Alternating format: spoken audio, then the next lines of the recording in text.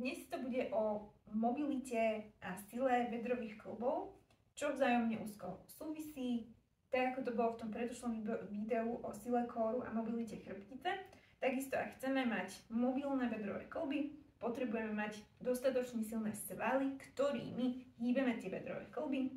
A o ktoré svaly ide, sú to svaly teda v rámci bedier, v rámci teda tejto panvy sú to aj sedacie svaly, náš zadok, všetky svaly tam mám vnútri, v rámci tých sedacích svalov, svaly stehenné, horné stehná, spodné stehná, vnútorné stehná, vonkajšie stehná, čiže to sú všetko svaly, ktoré vlastne nám vykonávajú tie všetky pohyby toho bedrového kĺbu a dnes si prejdeme cviky, ktoré posilňujú práve všetky tieto svaly a budeme sa snažiť rozpohybovať teda tie bedrové kĺby do každého smeru v rámci možností samozrejme.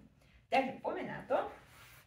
Ľahneme si na chrbát, začneme s takou jednoduchou mobilitou a bedrových kĺbov trošku na také rozohriatie, že si pekne ľahneme, chytíme si kolena jednou rukou, jedno koleno, druhou rukou, druhé koleno.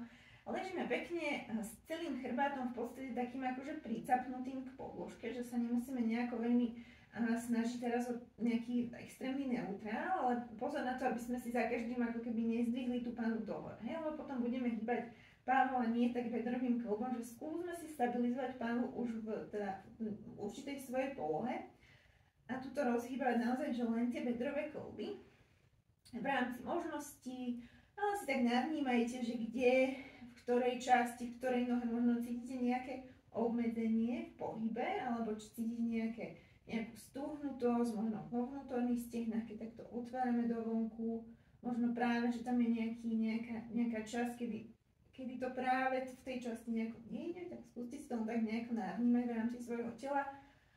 Vystriedame smer krúženia do druhej strany. Zároveň pekne zhlboka dýchame, začíname sa sústrediť v rámci pilatesu teda aj na ten dých, aj na aktiváciu brušných svalov. Tak a pekne vnímame tú plynulosť toho pohybu do každej strany v rámci toho bedrového kĺbu. Ešte posledné 3. A 2. A 1. Výborne. Položíme si jednu druhú nohu pekne na podložku a ideme posuňovať tie zadné strany našich bedrových kĺbov, čiže začíname s extenzormi bedrového kĺbu, čiže to sú toto je práve náš zadok, zadné sedacie svaly a zadné stehná. Ruky si položíme vedľa tela a pôjdeme klasicky do pelvic roll cez stavec postavci. Dvíhame tú pánvu čo najvyššie, ale pozor, nie je takto, že nie cez brucho, ale pánvu, že pánvu chceme dostať čo najvyššie a túto, ako keby nás nejaká sila tlačila dole cez tie horné brušné svaly a cez ten zadok nás nejaká sila tlačí hore cez tie bedra. A pomaličky spúšťame dole stavec postavci, že vnímame naozaj zdvih toho bedra cez zadok a zadné stehno. Na výdych rolujeme hore, na nádych je hore malá pauzička a na výdych rolujeme naspäť dole. Dávame si pozor aj na naše chodidlá, nech sa nedostaneme tuto na bočné hrany chodidiel, stále celé chodidlo je pekne na podložke. Nech zapájame pekne aj tie spodné stehna, čiastočne vnútorné stehna, keď si to môžete takto ohmatkať, či sa vám to tu pekne zapája aj z tejto strany, aj z tejto. Keď sa dostaneme tu na bočné hrany, môžete si to nachytať, že toto sa trošku vypína, toto sa zapne viac. Chceme to aktivovať nejako rovnomerne. Tak, ešte posledné 2. A vnímame tú aktivitu, v rámci toho zadku zadného stehna. A posledný 1. Zostávame teraz hore a pôjdeme hip dips. Ako keby sme vypli jeden zadok, vrátime ho späť, vypneme druhý zadok, vrátime ho späť. Nádych a výdych. Nádych a výdych. A vnímame to, ako my vlastne hýbeme panvou z boku na bok, ale teda tým bedrom z boku na bok, vďaka zadku. Čiže zadok sa vypne, padá jedna panva. Zapne sa naspäť, dvihne sa. Vypne sa jedna strana, padá tá jedna strana. Zapne sa naspäť, dvihne sa. Že naozaj tie svaly kontrolujú vlastne pohyb našej panvy, našich bedier. Ruky sa zatlačajú, pozor, aby sme sa tuto nezatvorili v rámci tej hornej časti tela tých ramien.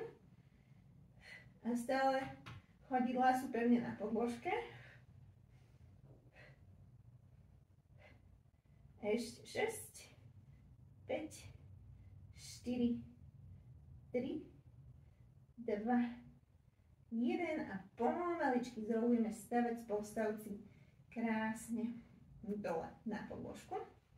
Uvoľníme trošičku a pôjdeme ešte jedenkrát, ale tentokrát si dáme také hinge, že si dáme len úplne, že nie stavec postavci, ale dvíhame, ako keby sme z hĺbky pravítko a dvíhame rovno ten zadkom tú pánvu dohora.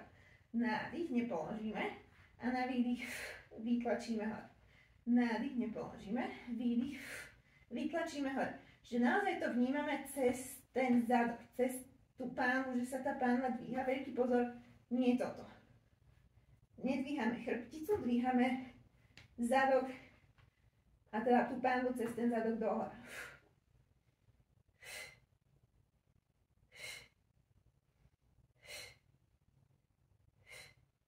Ešte 6 a 5,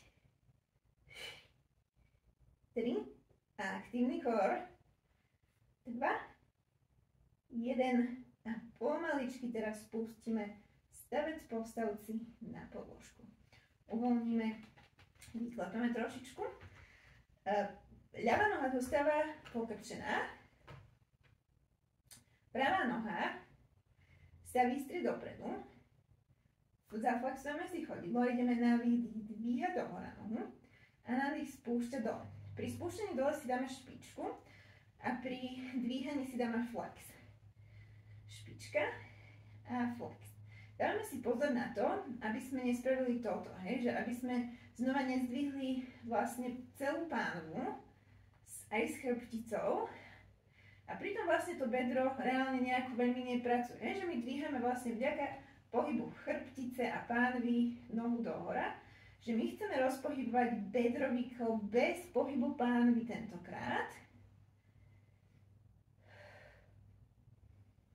A používame teraz pritom, ideme do flexie, že flexujeme to bedro smerom dopredu, tú nohu dvíhame. Čiže používame hip flexory. A to sú práve jednak aj hlboké hip flexory sú vo vnútri v tom bedre, ale sú to aj tie svaly predného stehna. Čiže mali by sme cítiť, že pracuje tá noha spredu. A na zadnej strane sa predĺžuje zároveň, že ten hamstring, s ktorým sme teraz pracovali, aj zadok čiastočne, sa predĺžujú.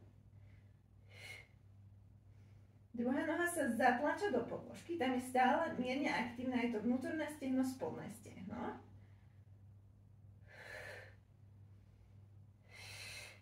A kor je tiež aktívny na udržanie tej pánvovo-driekovej stability zase. Ešte posledné dve. A jeden. Položíme nohu, uvoľníme, vystriedame to isté opačne. Špička a flex.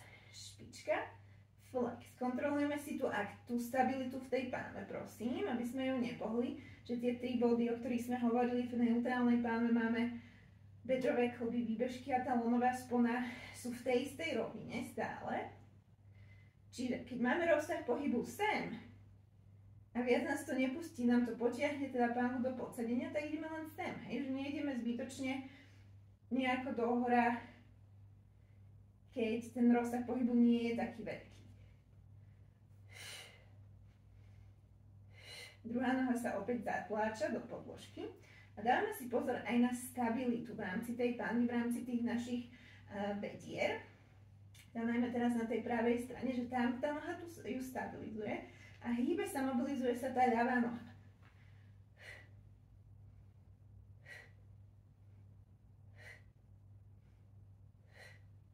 A ešte 4, 3, 2, 1, výborne.